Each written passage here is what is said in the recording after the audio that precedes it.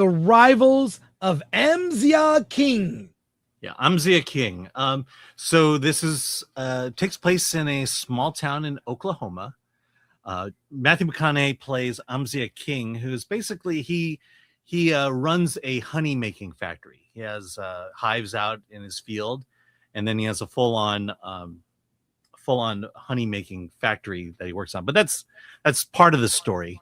But what the story really is about Amziah. He's basically an amiable, lovable character. You know, people really respect this guy.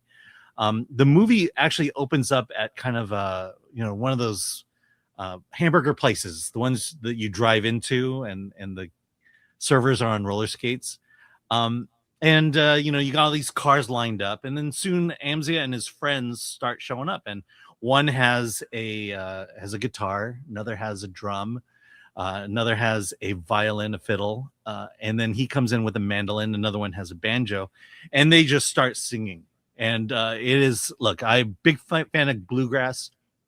Wonderful song they sing, just really sets the tone of Amziah and his role in this town.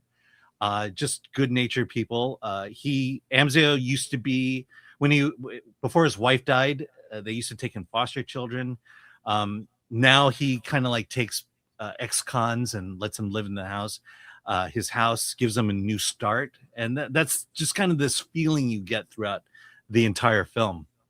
So at one point, oh my God, the police come to him, and what's been going on is neighboring bee farms have had their hives stolen, and no one knows where they went. And they think they found a truck that holds barrels of the stolen honey. And what Amziah says is, bring it over to my place. What we'll do is we'll take out the honey. So they have to heat up the barrels to make the honey come out. And then we'll identify whose barrel that is and whose honey this is. And in the process, and for some weird reason, this horrific scalping occurs where someone gets his hair caught in one of the spinners and his entire scalp is ripped off. And I'm like, for 10 minutes, I'm like, oh my God, I can't watch this movie. But then it kicks back into gear about this guy being lovable and things like that. He's at the town, and one of the girl you see in the picture there, let's see, Kateri, she's working at a diner he visited while visiting the guy who lost his head. And says, "Hey, what are you doing?" And they reconnect because she was a foster kid of him and his ex-wife. And he says, "Good, look, stop working at this diner. I got something better. Work on my bee farm with me." And so he shows her the ropes until one day, his hives get stolen. And I'm going to end it there because it really goes into a different story that has spoilers and things.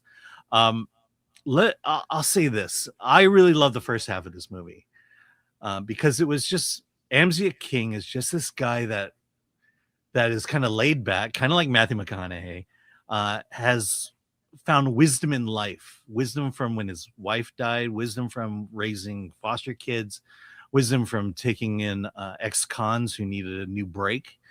And he just showed this kind of love and compassion throughout this community, and this community really embraced him for it. And then his life basically falls apart once the hives occur. And I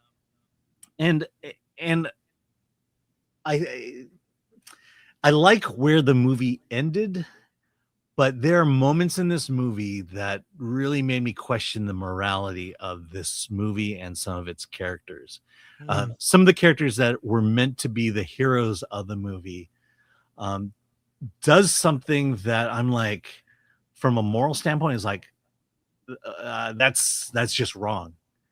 And it's supposed to be in kind of a reflection of who Amziah is, and these events really violated that. And so it's just one of those movies where, man, it just went in this direction that I cannot agree with, and it just really soured the rest of the movie for me. The really good parts of the movie is the bluegrass music. There are 3 or 4 really amazing numbers in this, worth seeing. Um, and yeah, it's just kind of that back end, the second half of the movie, just really soured it all for me. And so I'm gonna give it a bear not recommend, but I will tell you I'm gonna be the outlier in this one because this is getting great reviews.